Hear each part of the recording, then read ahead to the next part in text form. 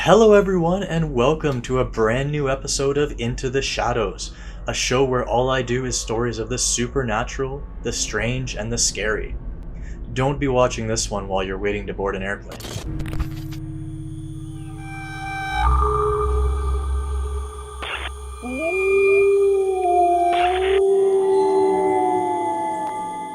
The story this week is about one of the most controversial alien abduction stories out there.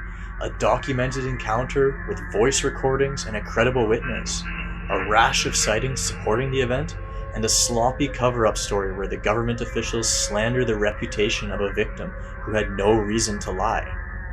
No matter which side of the fence you are on, this story is one of terror, and the undisputed facts are, a young man went out, and he never came back. And the 6 minutes of recordings we have left over from that trip are some of the most bone-chilling stuff you will ever hear. This is the story of the abduction of Frederick Valentich. The smooth nose cone of the small Cessna swung east away from the setting sun, the wings tilting to the left as the pilot banked the light aircraft towards his destination.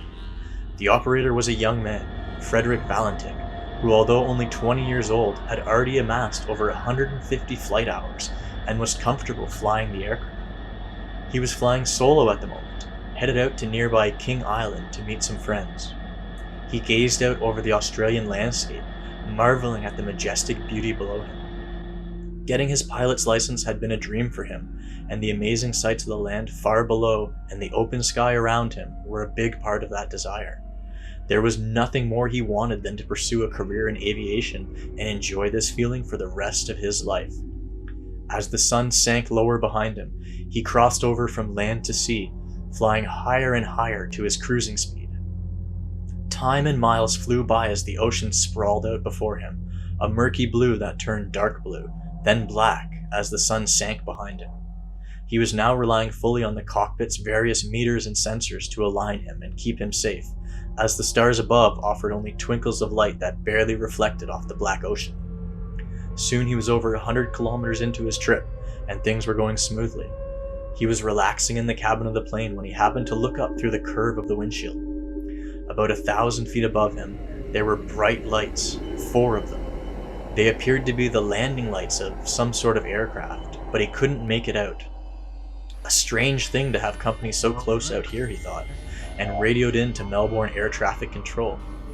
He asked the operator whether there were any known planes in his airspace, and was surprised when the operator responded with, "Negative, he was the only reported aircraft in that area." A little uneasy, but still more curious than scared, Frederick eased his plane upwards, climbing quickly so he could get a better view of the craft above him. He wondered if it might be a military plane, some sort of unreported test. He barely had time to entertain this curiosity though, before the mysterious craft started moving rapidly, the 4 lights blurring as it flew far sideways to his right, within seconds no longer close but quite a distance away. Then, to his horror, the lights started to grow brighter again, and they were headed directly for him. He could do nothing but watch as they quickly drew close, until it was blinding him and filling the cabin of the Cessna with light. Then it was gone, passing right over top of the small plane with enough force to rock the aircraft, and Frederick battled with the controls, gripping the steering wheel with white knuckles as the plane yawed back and forth. Now panicked, he grabbed his radio and told the operator, "It is flying over me. It seems to be playing some sort of a game, flying at speeds I cannot estimate." He stared at the lights as they started to grow brighter again, the confused squawk of the operator's voice barely registering to his ears. His brain was fully occupied by the realization that the strange craft was coming back for him. The lights quickly grew until they filled the cabin again, blinding him, and he pulled one hand off the controls to shield his eyes. But the light didn't fade like before, and through his fingers he saw that the ship was right over top of him, hovering. He could just make out the long oval shape of it before it flew away again, the lights leaving a blur as they traveled across the black sky. He finally had the presence of mind to grab his radio again and update the operator on the events unfolding 3,500 feet above the sea. "It's not an aircraft. It is flying past. It is a long shape. I cannot identify more than that. It's coming for me right now, due east. As the light started to grow brighter again, Frederick noticed the light was different. It was green now, and when the strange ship was over top of him, he felt himself rise out of his seat, his seatbelt catching him. He was able to get a better look at the craft in this light, and he radioed the distressed operator with his updates. It seems to be stationary. What I'm doing right now is orbiting, and the thing is just orbiting on top of me also. Also, it's got a green light, and sort of metallic. It's shiny on the outside. It just vanished. He stared out the windscreen. The craft was gone. The green light was also gone. He looked around his horizons and he couldn't see anything but the contrasting blackness of sky and ocean. The Melbourne traffic controller repeated questions over and over across the radio waves, but Frederick paid them no heed. The lights and strange craft were gone, but his own craft needed attention. He was noticing small oddities in the gauges. Needles bouncing around, and dash lights dimming and then brightening. And then to his horror, he saw the RPM gauge flipper, and he felt the engine lag and surge. He felt the coldest fear yet tighten into a knot in his stomach as the engine cut and stalled, leaving the plane gliding through the air, powerless, in the middle of the ocean. He tried desperately to prime and restart the engine, but the engine just turned over endlessly, backfiring randomly.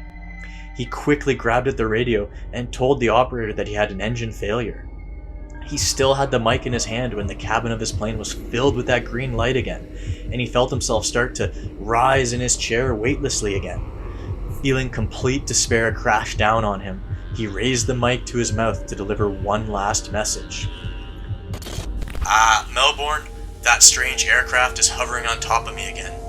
It is hovering, and it is not an aircraft. And that's basically all we have about what happened to Frederick. For 17 seconds after his last transmission, there was radio silence, and then came a loud screeching sound, the sound of metal scraping and tearing. Then all contact with the aircraft was lost. Search and rescue efforts went on for days, but found not even a trace of the plane, nor any evidence of a crash.